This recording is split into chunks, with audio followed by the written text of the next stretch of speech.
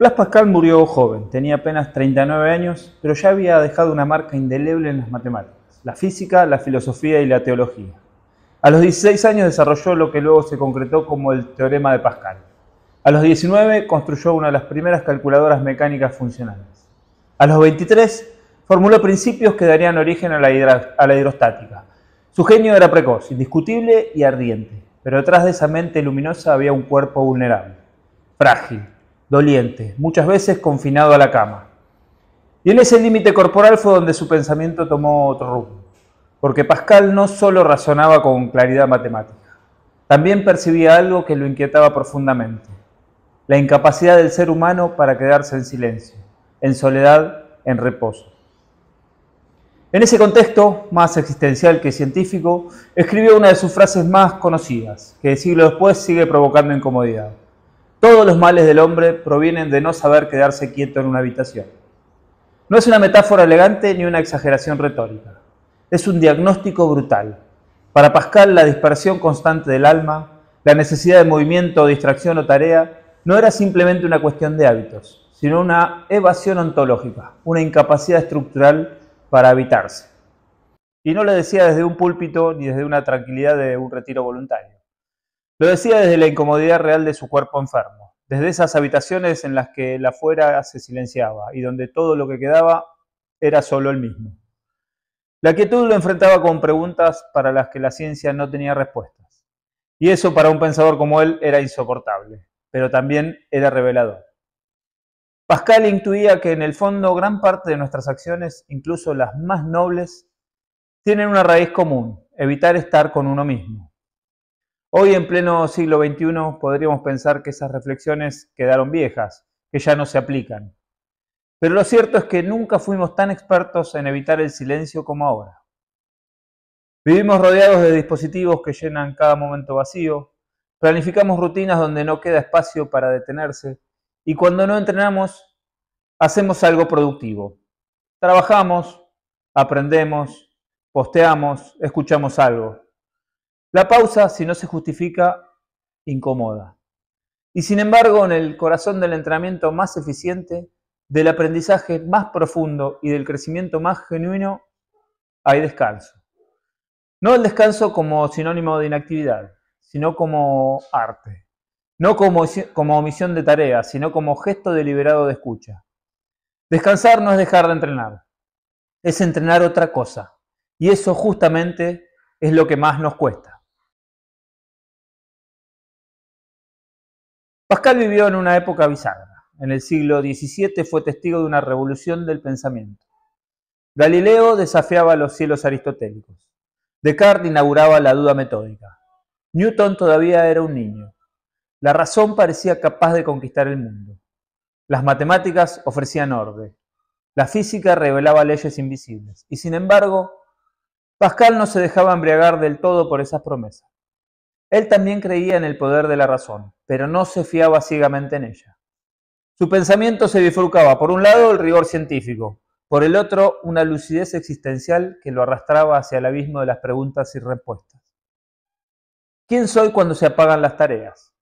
¿Qué hay detrás de hacer constante? ¿Por qué necesito distraerme todo el tiempo? La frase que dejó escrita, esa que reaparece en estas cápsulas, no fue un desliz poético ni un capricho misantrópico. Fue el producto de una vida observando cómo la inquietud domina al ser humano.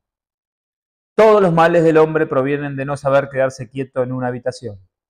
Porque en esa habitación vacía, sin estímulos, el yo se revela con su crudeza. No hay máscaras, no hay papeles que interpretar. Solo queda el vértigo de estar a solas con uno mismo. Y en ese estado de desnudez interior, Pascal veía dos caminos. O el sujeto huye hacia afuera buscando distracciones, movimiento o entretenimiento, o acepta la incomodidad y la habita. La primera opción es la más común, la segunda la más difícil, pero también la más necesaria. Lo notable de Pascal es que esta percepción no surge de la teoría pura. Él mismo padecía esa inquietud. En sus cartas y notas personales se repite la tensión entre el deseo del recogimiento y la compulsión a ocupar el tiempo. Aun cuando su cuerpo le exigía reposo, por enfermedad o por agotamiento, su mente se resistía. La habitación vacía se convertía en espejo, Y el espejo, como bien sabemos, nunca miente. Pascal comprendió que la actividad constante no siempre es sinónimo de vitalidad. A veces es un síntoma de huida. Una huida que puede vestirse de productividad, de entrenamiento, de objetivos nobles, pero que sigue siendo eso, un escape. En este punto su pensamiento se vuelve sorprendentemente actual. No se trata de estar a favor del esfuerzo o en contra de él. No se trata de elogiar el descanso como si fuera superior a la acción. Se trata de advertir una trampa invisible, la del movimiento vacío, del hacer por no sentir, del plan como anestesia. Y por eso Pascal incomoda, porque no proporciona una solución, solo señala una herida. Nos deja como quien apaga la luz y cierra la puerta a solas en esa habitación que tanto tememos habitar. La ciencia del entrenamiento lo ha dicho en todas las formas posibles. El cuerpo no mejora durante el esfuerzo, sino durante la recuperación. Es en las pausas donde se consolidan las adaptaciones, se reconstruyen los tejidos, se reorganiza el sistema nervioso y se integran los aprendizajes motores. Pero por alguna razón seguimos actuando como si descansar fuera traicionar el plan. La lógica productivista se nos cuela incluso en el entrenamiento. Si no transpiramos, si no sufrimos, si no apretamos los dientes, sentimos que no estamos entrenando. Pero, ¿qué es lo que realmente entrena a un escalador? ¿La cantidad de pegues o la calidad de las respuestas del cuerpo a estos pegues? ¿La acumulación de cargas o el arte de asimilarlas? Desde la fisiología sabemos que los mecanismos de supercompensación, esa curva que ilustra cómo el cuerpo no solo se recupera, sino que se vuelve más fuerte, dependen del equilibrio entre carga y recuperación. Si se entrena demasiado seguido sin permitir el tiempo necesario para reponer las reservas de ATP, reparar microlesiones, reequilibrar los niveles hormonales y neuromusculares, el resultado no es mejora, sino fatiga acumulada, disminución del rendimiento y a largo plazo una posible lesión. Lo paradójico es que esto se estudia, se enseña y aún se ignora. ¿Por qué? Porque cuesta estar quieto. Porque cuesta aceptar que parar también es avanzar. En la escalada el descanso tiene formas concretas, entre pegues, entre sesiones, entre ciclos. Y sin embargo, muchas veces lo tratamos como un obstáculo a vencer, como un castigo inevitable entre momentos de gloria. ¿Cuántas veces hemos oído frases como, hoy no hago nada, me obligaron a descansar? Como si fuera una penitencia. Y sin embargo, los mejores escaladores no solo son los que entrenan más, son los que recuperan mejor.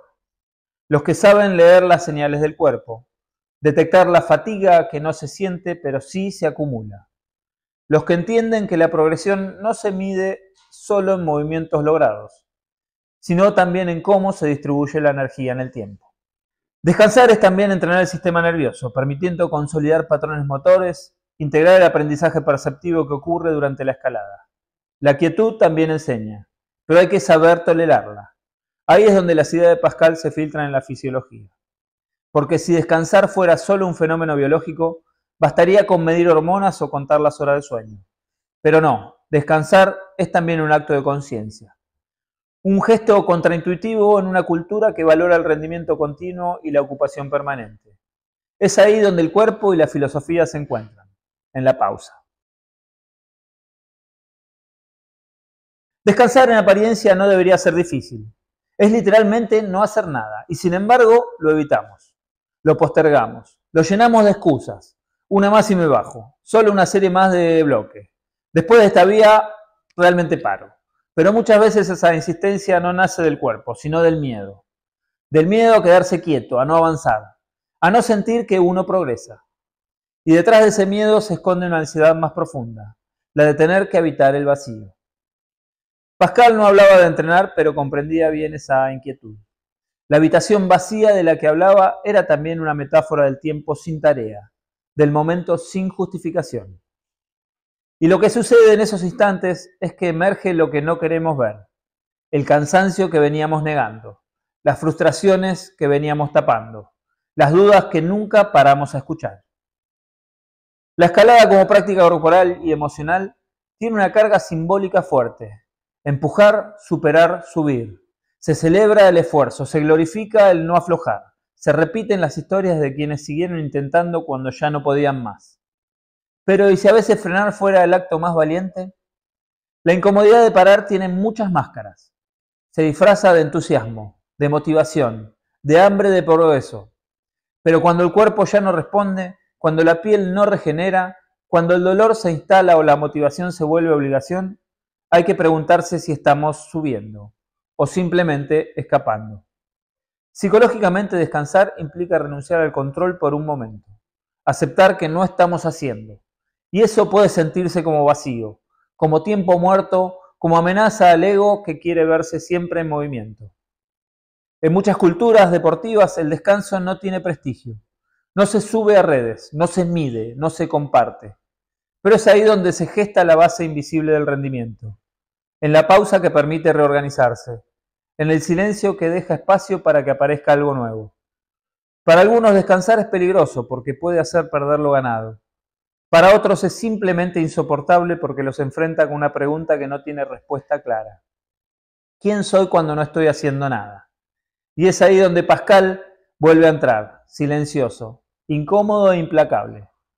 Porque lo que pone en juego no es el tiempo libre, sino nuestra relación con nosotros mismos cuando no hay nada que demostrar. Blas Pascal no era entrenador, ni escalador, ni fisiólogo, pero su frase persiste como un eco incómodo porque señala algo que sigue vigente, siglos después. La dificultad de estar quietos sin perdernos. Es el entrenamiento en su mejor versión, no es una carrera hacia adelante, sino un camino de ida y vuelta entre el cuerpo y la conciencia. Y en ese trayecto el descanso no es ausencia, sino una forma distinta de presencia. Cuando frenamos de verdad, sin excusa, sin distracciones, aparecen preguntas que no surgen cuando estamos ocupados. ¿Estoy entrenando para qué? ¿Para quién? ¿Desde qué deseo? Pascal sabía que el ser humano es un animal que huye del vacío. Y también sabía que la madurez empieza cuando uno puede habitarlo, aunque sea por un instante. Ese instante puede ser una tarde sin entrenar, un día sin metas, un rato sin hacer. Y ahí, en esa quietud que incomoda, empieza a entrenarse el músculo más invisible de todos, la capacidad de estar, con uno mismo, con el cuerpo, con el proceso. Porque al final el que sabe descansar no es el que se rinde, es el que aprendió a escuchar y a sostenerse sin apurarse.